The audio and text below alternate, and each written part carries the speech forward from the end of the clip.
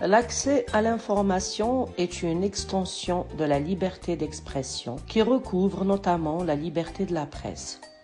L'accès à l'information est reconnu en tant que droit notamment par l'UNESCO qui prévoit un accès aux connaissances. Le but est de garantir que les citoyens possèdent l'information nécessaire pour participer utilement au processus démocratique et aux décisions qui concernent leur avenir. L'accès à l'information est considéré comme le fondement de la démocratie. Ce libre-échange permet de lutter contre la corruption dans la vie publique et devrait permettre à tous de protéger et de jouir de leurs droits. Mais le droit d'accès à l'information connaît des exceptions dans des domaines suivants: le secret défense, le secret fiscal, le respect de la vie privée et le secret commercial, ou ce qu'on appelle le secret des affaires.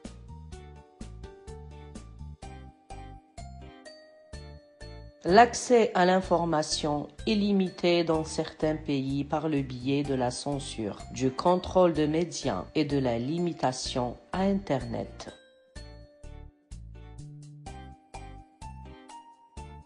La communauté internationale, au travers d'institutions telles que l'UNESCO ou l'Union européenne, reconnaît le droit d'accès à l'information publique comme étant un droit humain nécessaire pour la protection et la jouissance des autres droits, y compris le droit à la liberté d'expression. Bref, on ne plaisante pas avec l'accès à l'information. Cette journée internationale en est en 2021 à sa 16e édition. Auditrices, auditeurs de la radio des Sans-Voix, je vous invite à suivre ce reportage réalisé avec des journalistes algériens et marocains. C'est moi la voix. Non, c'est moi la voix. Nous sommes la voix. Nous sommes tous la voix des Sans-Voix. La connexion à Internet et les ressources informatiques sont devenus des outils indispensables pour garantir un libre accès à l'information.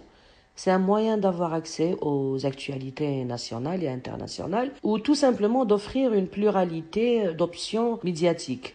L'accès à l'information est-il garanti en Algérie? Bonjour. Concernant l'accès à l'information, ce qu'on peut dire est que l'Algérie est un pays très bureaucratisé, très hiérarchisé et centralisé. Donc à partir de là, tout est sous contrôle étatique et policier. Toute l'information est sous le contrôle de l'État. Les médias publics sont sous le contrôle étroit et la surveillance de l'État. Il en est de même pour les médias privés. À partir de ce constat, on ne peut pas dire qu'il y a un accès libre à l'information en Algérie, malgré le développement d'Internet et des technologies de l'information. Pour moi, en tant que journaliste algérien qui exerce sur le terrain, tout, absolument tout, est sous le contrôle de l'État. Disons qu'en Algérie, le gros problème par rapport à l'accès à l'information ne concerne pas réellement l'aspect technique ou bien la qualité du débit de la connexion à Internet, même si des fois on va dire qu'il y a quelques désagréments liés aux perturbations sur les réseaux Internet. Le problème de l'inaccessibilité de l'information en Algérie est, disons-le, beaucoup plus profond qu'un simple aspect technique ou quelque chose qui a trait à la connexion Internet. Il s'agit tout d'abord d'une mauvaise habitude et d'une volonté des responsables de bloquer l'accès à l'information pour les journalistes, ce qui prive naturellement le citoyen de son droit à l'information. Pourtant, la Constitution et le Code de l'information algérien consacrent et garantissent le droit d'accès à l'information, mais disons-le, aucune loi, aucun article de loi ne prévoit des mesures coercitives à l'encontre des responsables qui transgressent ces lois. L'absence d'articles de loi coercitifs donne par exemple une très grande contradiction entre le théorique des législateurs et la réalité. À titre d'exemple, on va dire, pendant la pandémie de Covid-19, les médecins et les chefs services relevant des différents centres hospitalo-universitaires du pays n'avaient plus le droit de s'adresser directement à la presse. Seuls les directeurs de la santé de Wilaya et le ministère étaient donc autorisés à s'exprimer, mais ces derniers ne révélaient que les infos qu'ils désiraient, par exemple des chiffres que tout le monde soupçonnait d'être erronés par exemple, et ne répondaient pas aux questions importantes, ne donnaient pas suffisamment de détails, de chiffres détaillés, donc et ne donnaient pas les informations voulues par l'opinion publique, on va dire. L'information était, disons-le, complètement verrouillée. L'accès à l'information est-il garanti au Maroc?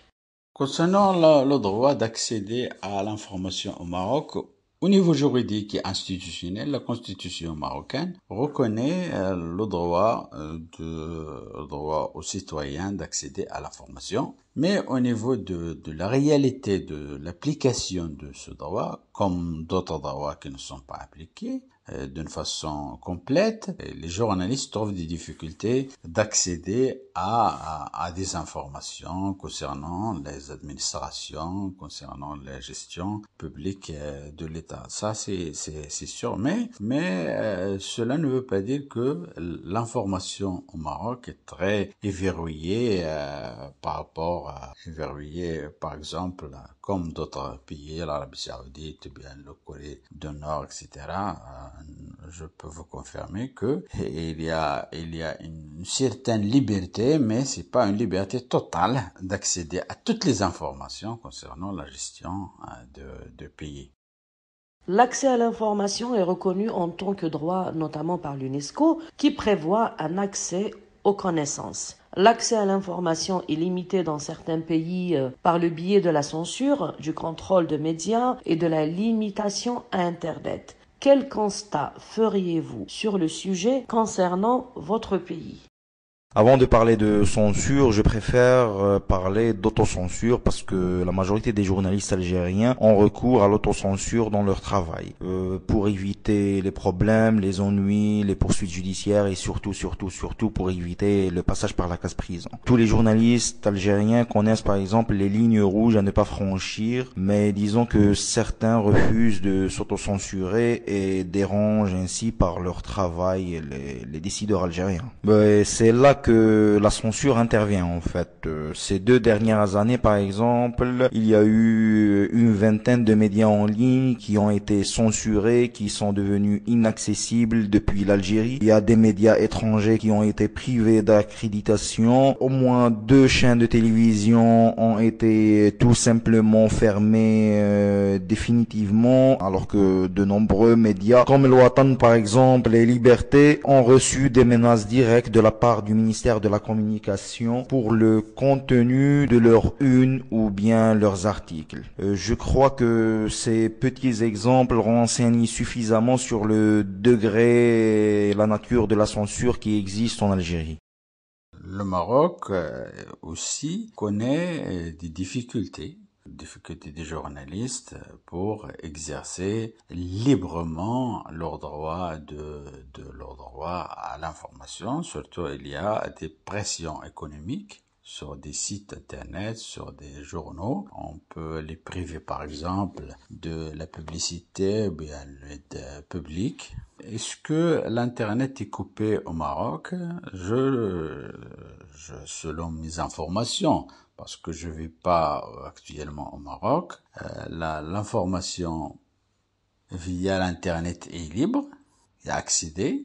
L'internet n'est pas coupé, même pendant le mouvement du 20 février 2011. Les autorités n'ont pas ni coupé l'internet, ni diminué le débit. Sur ce point-là, c'est un acquis qui a été arraché par le mouvement progressiste et le mouvement des droits de l'homme au Maroc. Alors, concernant l'Algérie, ce que l'on constate est que il y a eu une petite révolution avec le Hirak. Au moment fort du Hirak, la parole s'est libérée, le pays a commencé à retrouver un peu de liberté d'expression. Même dans les médias publics, on a commencé à voir la parole se libérer, y compris au sein de la télévision et des radios et des journaux étatiques. Bon, étant donné que le Hirak a échoué à imposer une véritable démocratie, donc on a constaté avec le retour en force de l'armée à travers Gaïd Salah et plus tard, à partir de l'élection présidentielle, une reprise en main de tous les rouages, disons, de l'État. La censure est très très vite revenue, le contrôle de l'information également. En Algérie, comme je le disais, c'est un pays centralisé, très bureaucratique. Nous n'avons pas de chiffres fiables, par exemple, concernant l'économie, concernant tout ce qui concerne l'économie. Par exemple, il n'y a pas de chiffres, il n'y a pas de statistiques à travers laquelle on peut contrôler ou bien avoir une idée de ce qui se passe dans le pays. Ce qu'on sait est que le régime algérien, politique algérien, travaille dans l'opacité la plus totale. Donc on ne sait pas très bien ce qui se passe au niveau le plus élevé du pays. Il n'y a pas de transparence, il n'y a pas de transparence à tous les échelons de la vie politique. Et pour en revenir à cette liberté, cet accès aux informations, il faut savoir que plusieurs sites d'information sont censurés, sont actuellement inaccessibles. Et beaucoup de journalistes ou de professionnels de l'information vivent un harcèlement policier et judiciaire avec des convocations, avec des arrestations. L'information est sous le contrôle absolu de l'État. L'Algérie est revenue à peu près à ce qu'elle était dans les années 70 sous le contrôle du parti unique. Là, c'est tout est absolument sous le contrôle de la police politique. Voilà. Est-ce que le droit d'accès à l'information est revendiqué par les journalistes?